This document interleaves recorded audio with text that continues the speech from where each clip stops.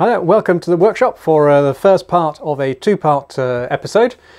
This bit will be now, here in winter, and the next bit will be in the spring when the days are longer and warmer, which will have all the shooting in it. So this one will be a machining video. I thought it's about time I showed you what I'm up to with the GoFundMe lathe. This is a Myford ML7 from the 1960s. And what I'm doing is turning out some brass rings with an internal step, and what I need those for is to modify the rim dimensions of this 10.3 by 60R cases, and these are one of the few relatively large bore hunting calibers allowed in Switzerland for alpine game, and one-shot brass is readily available for a reasonable price, and it's also a good starting point for all the 11mm 45 caliber mid to late 1800s black powder cases. The only trouble is the rim is very thin and rather small. So what I'm doing is basically using a stepped washer to increase the dimensions of the rim and to a little bit more than I need, and then turning it down and profiling it as I need appropriately. So this is the before, and that is after. So you can see there's a bevel on it as well, and it's rather thicker and wider. Now why I need to do this, it's because I have a specific test in mind. These, as they are, they work fine if you're just doing range use. The extractor claw just manages to snag the rim, and then it falls off. And the Gras is one of the few bolt actions of that time, so before the repeaters, where there is an ejector. It's just a little screw at the base in the channel, and as soon as it just pivots it out. The Mauser 71, for example, doesn't for some reason. Anyway, I need a very good extraction and very good ejection, because what I'm going to do is pit a single shot bolt action against a single shot non-bolt action, because I think the choice between the two wasn't so obvious at the time. Once you get to repeaters, basically the world shows that bolt actions are far easier to adapt to a box magazine or tube magazine or any other type of magazine, as opposed to the tilting blocks, falling blocks, and all that. But I think prior to the repeaters, it's not so obvious. So that's what I'm going to try and test. I'm going to do a mad minute with the Gras, and a mad minute, which the one I think is the fastest out of my available lot, and that's going to be the Comblain. And I'll just show you, I think, why it's the fastest, just ergonomically speaking.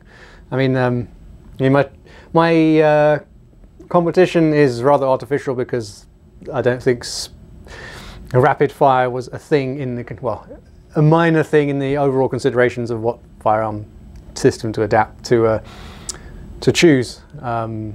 You know, CQB and all that really wasn't a thing back in the mid 1800s, but it's a measure at least, and I think it'd be interesting to see which one comes out on top.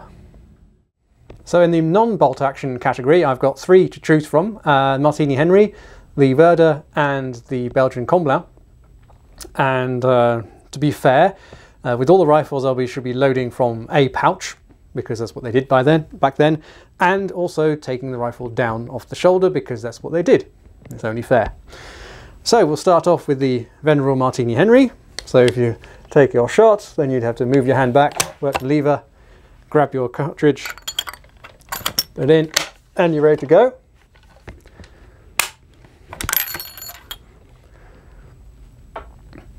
So fairly rapid. The next up is the Werder. So also that would be fire, eject, reload, and ready. So this one is a little bit faster than Martini because everything is here. You don't need to move your hand back to the lever.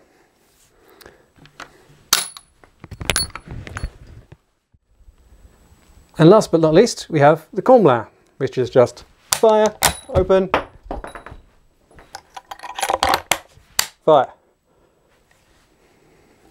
So this one, once you've loaded, lift the lever, you're ready in fire position. You can't quite slam fire because obviously it'll only fire once the block is lined up, but almost. If you got your coordination right, it would almost seem as if you could slam fire it. And of course, it wouldn't be fair if I didn't show you what the common will be up against, and that'll be the Gra.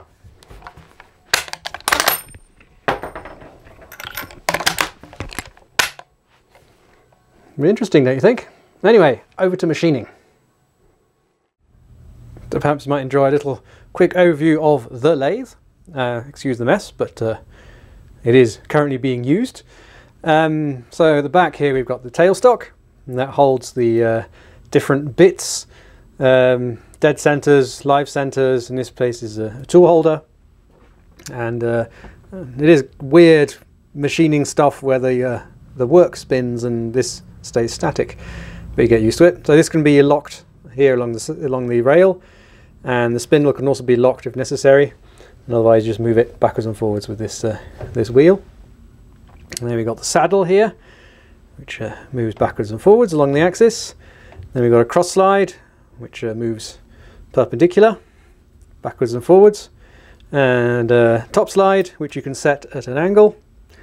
And here it's set at 30 degrees for the machining of the chamfer on the cases. So it's set at 30 degrees, and normally I have it just at 90 degrees here. And on top we have a tool post, which can be spun around on this axis, and takes these quick change adapters. You can adjust them in height and lock it in place with a cam. There's all sorts of different systems. This one's a Tripan, a Swiss one. And then we got the 3-jaw chuck, self-centering. Roughly, it's not perfect, but good enough for my level of work. And yeah, because it's not perfect, I try and keep the bit in here. Well, basically, I try and keep it in there and remove it as little as possible. So that's why I'm sort of just taking slices off, and keeping this work in without removing it from the chuck as little as possible. Otherwise, I'd have to recenter as much as I could. But it's good enough for what I want to do, and it's pushing it here with just this little clamping surface. But since I'm machining brass, it's soft, and I'm not needing to put much force off axis on the work. Otherwise, we've got here the two lubricating reservoirs for the spindle here. It's got a wicking system into the bearings, and yeah, it's got a belt drive off the motor that's at the back there. And here we've got 3 pulley combinations, so I've got 3 speeds, plus a gear reduction here, which allows me 3 more slow speeds. And here on the side there is a gear train for the lead screw here. That's for thread cutting and for automatic drive of the saddle backwards and forwards. That I haven't tried it out yet. That's still above my skill level at the moment, but I'll get there. And also I have this box here, which was got made by the previous owner,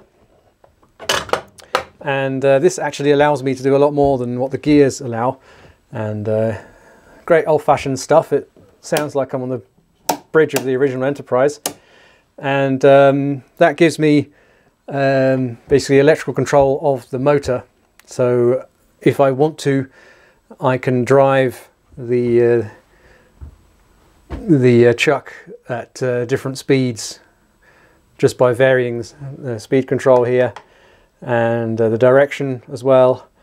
And then I've got also 2 speed ratios here if I want to. So I don't need necessarily to fiddle with the belts. And it also has a foot pedal, which is very useful. So now back to the work. Now step 1 I won't show you, it's fairly easy. I took a piece of this 20mm brass stock and trimmed it down to just a bit more than the diameter I need. So about 16.8, 16.7, and if need be at the end when it's all mounted on the case, I can always take it down, because of course if I take too much material off now, I can't put it back on. So always good to leave a little bit to trim off. And I've also bored out the inside to the diameter, just a little bit less than the diameter here of the base, just shy of the rim here, about this diameter here, because I want to have an interference fit. So first of all, I bored it out with an 13mm drill bit, and then used this boring bar to expand it out a bit to it's about 13.665, which is a little bit less than I need. And well, you'll see how I press fit it then onto the case later.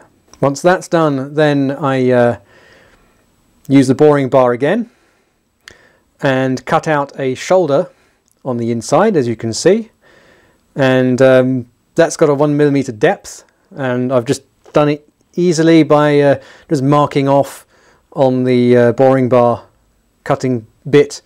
Just got a line on there which I can line up on the inside of the tube I've made, and then bore out the step laterally, and that I'm doing by eye and just checking now and again with the case. Again, I want it just to fit, and with a little bit of interference fit, the better. And once that's done, all I do is part off the bit I want, the thickness I want, which is 1.9mm, and then I have a nice ring, and I can move everything along and start again on the next slice. So as you saw it falling fresh off the bar there, it's got a couple of sharp edges, so handy deburring tool from some other hobby comes in handy. You just take off the sharp bits, and then it's ready to go. My precious. Oh, awfully sorry. Then grab your case, and this is as far as it'll go without some gentle persuasion, but that's exactly what I need. I'll press it in and it'll fit snugly over the present rim, and then there's just one more final stage to put that chamfer on the back. So to fit the ring firmly over the base here, not resorting to rocket science, I've got this tube. It just so happens to fit the case perfectly. Rubber mallet.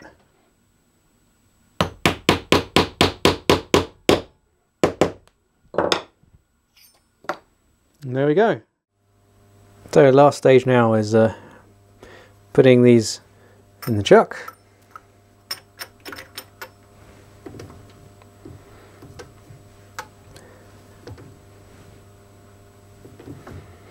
Removing the chuck before you press power, unless it'll fly off and try and impale me.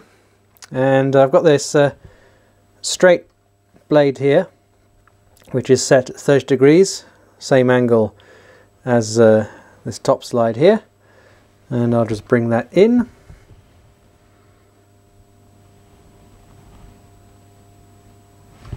So that I can make the chamfer. I'm pretty much doing it by eye and just trying it in the chamber quickly to see if it chambers easily.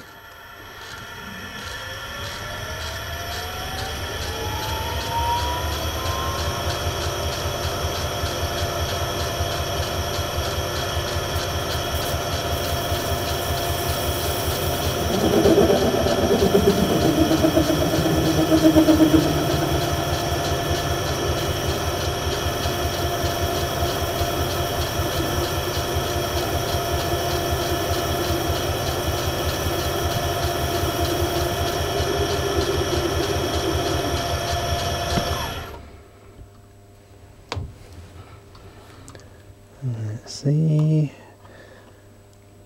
that should probably do it.